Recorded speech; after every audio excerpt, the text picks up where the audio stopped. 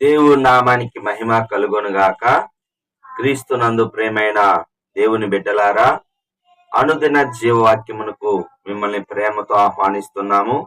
ఈ దినము జూలై 20వ తేదీ. లేఖన భాగము అపోస్తుల కార్యములు 21వ అధ్యాయము 15 నుండి 40 వచనాలలో దేవుని యొక్క వాగ్దానము 17వ వచనము, సంతోషముతో చేర్చుకొనిరి. అవునండి, మరి యేసు ప్రభువారిని సంతోషంగా చేర్చుకోవాలి. ఆయన నీ దగ్గరకు వస్తాడు.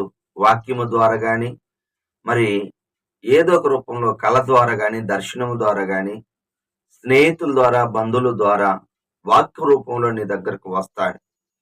యేసు ప్రభువారిని అనేక మంది వెంబడిస్తూ ఉన్నారు. వెంబడించటం వేరు, అలాగనే హృదయంలోకి చేర్చుకోవటం వేరు. మత్తయి సువార్త 15వ అధ్యాయంలో, ఈ ప్రజలు నన్ను పెదవులతో ఘనపరచుదురు గాని వారి యొక్క హృదయము దూరముగా ఉన్నది. అవునండి, చాలా మంది దేవుణ్ణి పెదవులతో ఘనపరుస్తారు, కానీ హృదయము దేవునికి దూరంగా ఉంది. అంటే హృదయంలో చేర్చుకోరు. ఆ లూకా సువార్త 19వ అధ్యాయం 6వ వచనములో, మరి యేసు ప్రభువుని అనేక మంది వెంబడిస్తున్నారు. వారు ఎందుకు వెంబడిస్తున్నారంటే రొట్టెల కోసం వెంబడిస్తున్నారు, స్వస్థతల కోసం వెంబడిస్తున్నారు, మరి వారి యొక్క అవసరాల నిమిత్తం వెంబడిస్తున్నారు. జక్కయ్య మాత్రం చూడాలని, యేసు ప్రభుని చూడాలని ఆశతో వచ్చాడు.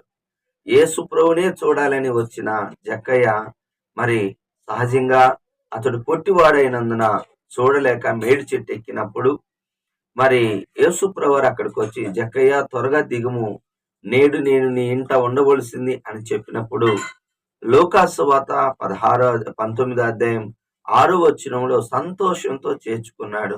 నువ్వు దేవుడిని చేర్చుకుంటున్నావా? దేవుడిని వాడుకుంటున్నావా?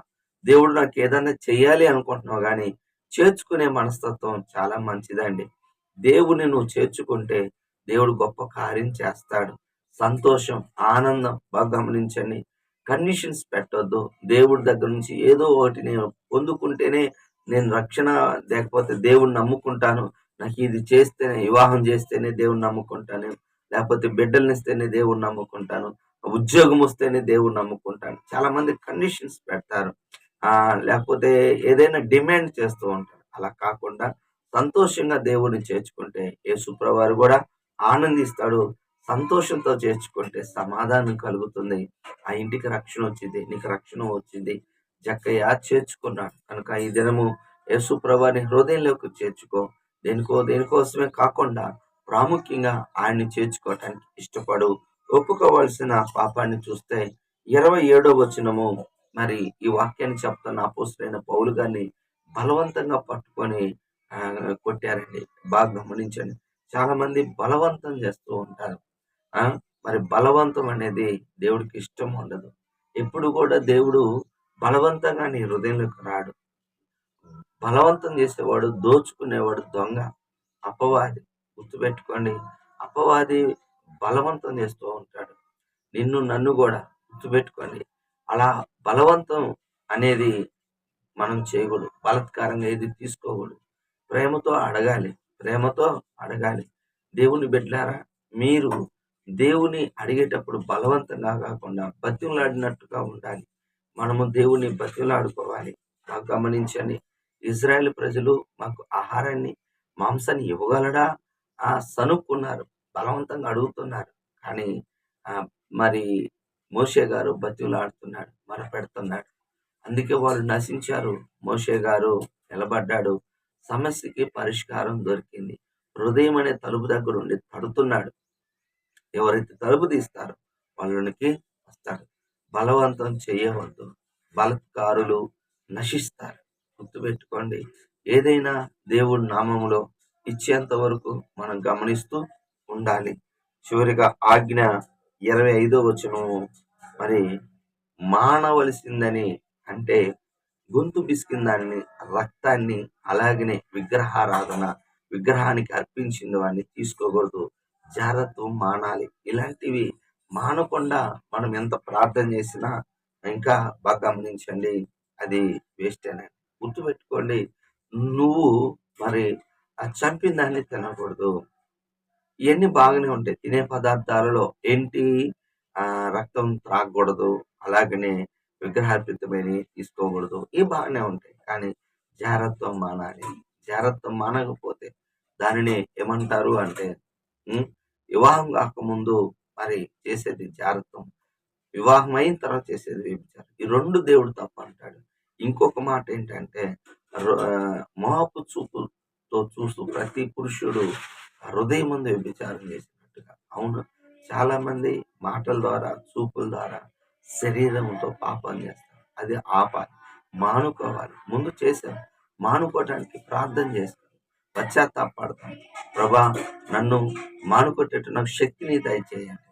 అనేక ఇది సమస్త దుర్నీతి నుండి దేవుడు పవిత్రపరుస్తాడు. దుష్టత్వం నుంచి విడుదలిస్తాడు. సాతాను బంధకాల నుంచి విడుదలిస్తాడు. మరి వ్యభిచారమందు పట్టబడిన స్త్రీని మరి యోహాను సువార్త 8వ అధ్యాయం మరి ఆమెని అందరూ రాళ్ళతో కొట్టాలనుకుంటే మీలో పాపం లేని వాడు రాయేయమని చెప్పి అటు తర్వాత అమ్మా నీకెవరు శిక్ష విధింపలేదా? అవును, విధింపలేదు. నేను కూడా శిక్ష విధింపను. ఇకను పాపము చేయకుము. అవునండి. దేవుడు మనల్ని కాపాడేది, రక్షించేది మనం పాపం చేసుకోవటానికి అవసరం కాదు. కానీ మనము మరి విడవటానికి అతిక్రమలు దాచిపెట్టువాడు వద్దు, వాటిని ఒప్పుకొని విడిచిపెట్టువాడు మానుకొని వాడు దేవుని యొక్క కనికరాన్ని పొందుకుంటాడు. మనలోనే పాపం పెట్టుకొని కీర్తన 66:18 హృదయంలో పాపం పెట్టుకొని ప్రార్థన చేస్తే నేను ఆలకించును అంటాడు. దావీదు తప్పు చేసినప్పుడు మరి బిడ్డ బతకాలని కోరుకున్నాడు. కానీ పశ్చాత్తాపాన్ని బిడ్డ చనిపోయిన తర్వాత పశ్చాత్తాపడి మళ్ళీ సొలొమోను అనే బిడ్డని పొందుకున్నాడు. అవునండి. మనం పశ్చాత్తాపడదాం. పశ్చాత్తాపడితే దేవుడు క్షమిస్తాడు, తిరిగి మనల్ని కడతాడు. మరి ఏంటయ్యా అంటే కొంతమంది దశంభాగాలు ఇస్తారు, కొంతమంది కానుకలు ఇస్తారు. మంచిదే. వాటికంటే ఇంకా శ్రేష్టమైంది మత్తయి సువార్త 23:23 మీరు పుదీనాలోను, సోపులోను, జీలకర్రలో 10వ వంతు ఇస్తారు.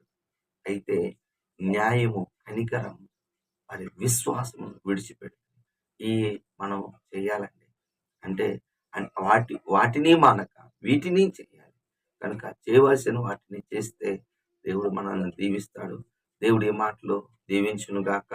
ప్రార్థన చేసుకుందాం. ప్రేమ కలిగిన తండ్రి యేసయ్యా, నీకు వందనాలు, స్తోత్రాలు. ఈ ఉదయకాల సమయంలోనైనా అయ్యా మమ్మల్ని మాకు దాన్ని సంతోషంగా మాకు సంతోషమునిచ్చే దేవుడు. మిమ్మల్ని మేము చేర్చుకుంటే మాకు సంతోషం, ఆనందం తండ్రి. నాయన మేము బలవంతంగా కాకుండా నాయన మానుకోవాల్సిన మానుకొని నీ యొక్క నాయన చిత్తాన్ని నెరవేర్చే వాళ్ళముగా దయచేయండి. నీ కృప చూపించండి అయ్యా. ప్రతి బిడ్డని దీవించు, ఆశీర్వదించు, వాళ్ళ అవసరతలు తీర్చమని ఇదేనా మీ ఆత్మకార్యం జరిగించుకోమని యేసు నామములో ప్రార్థిస్తున్నాను తండ్రి.